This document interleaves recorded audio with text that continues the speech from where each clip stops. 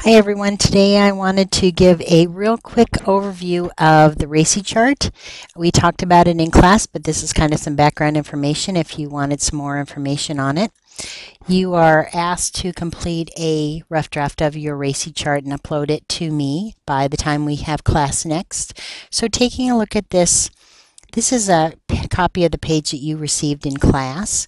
It's a definition of who the letters of RACI are. There's the responsible person, the actual person who does the work, the doer of the work. There's the accountable person. That's the person who is in charge of making sure the work gets done, so the buck stops here person. Then there are those people that you want to consult. Now remember that if you're going to consult them, you're looking for them to give you some information. So you're looking for their opinion.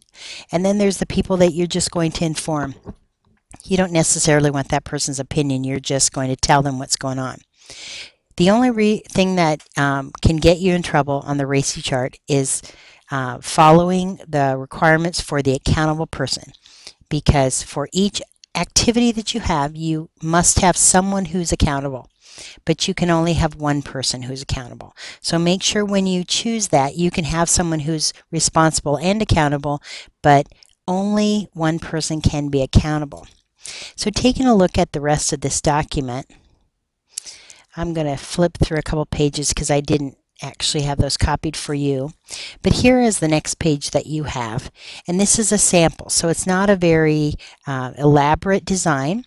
It's just a kind of a table that has the people who are in your team across the top and the activities listed on the side. Keep in mind, I would like you to use the same activities that you use for your work breakdown structure, for your budget, and for your network diagram to include in the RACI chart. So whatever you use for those other ones, use that for this one too. And then list your team across the top. If you are including me as the sponsor, you can list me up there also. And then I would expect to be informed only. You don't have to consult me. And but if you do have some people that you want to consult, you could include them up there. And so this is how it looks when we're looking at this first row. This family has bought a dog.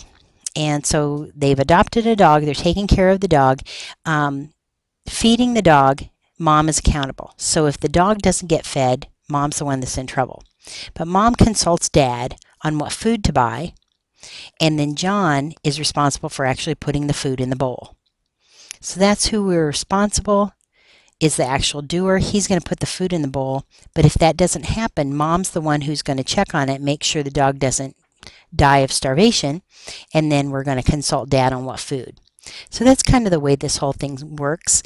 When we're playing with the dog, mom and dad are going to be informed. I've played with the dog. I've got that all done. All the kids are responsible for playing with the dog, but John is the one who has to do it. He is accountable. If he doesn't play with the dog, he is in trouble. Now notice taking the dog to the vet, we can have some people who are responsible and accountable. So dad is responsible and accountable. And that's perfectly fine. But if you look across the row, only 1A ever exists. We don't have any more than 1A in a row across the activities. Now the sample that you have that's in the project plan folder looks like this. It's that little sample that I always use with the installing software. So it looks just like that. Here are the people who are on my team. Tom, Susan, the accounting employees, the office personnel. I'm the project sponsor, and then Bill's the CEO. You can list the CEO if you want, or you don't have to. Really, it's going to depend on your project. Here are the activities. You notice that Tom is responsible and accountable for a lot of them. Now, even though Susan is responsible and accountable, Tom could also be responsible because creating the training materials, Tom and Susan are both doing the work on that. So taking a look at this, it doesn't have to be anything that's very fancy. I would, however, include the same formatting that you use for your other ones. So if you put a logo on your other documents, I would put it on this one. Please email me if you have questions. I will be checking the email.